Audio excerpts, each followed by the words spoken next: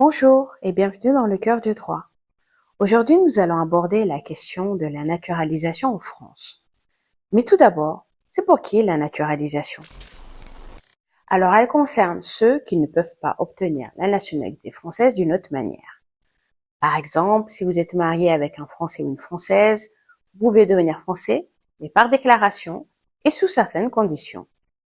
De même, si vous êtes parent, grand-parent, frère ou sœur d'un Français, vous pouvez également faire une déclaration de nationalité française sous condition. Alors concrètement, quelles sont les conditions d'acquisition de la nationalité française? Tout d'abord, vivre en France avec votre famille est une étape cruciale pour faire une demande de naturalisation. Il faut en effet résider en France depuis au moins 5 ans, sauf exception, comme pour les réfugiés.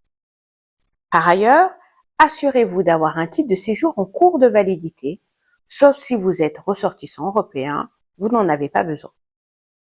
Ensuite, parlez-vous français? C'est important. Vous devez maîtriser la langue avec un niveau B1, sauf si vous avez plus de 65 ans.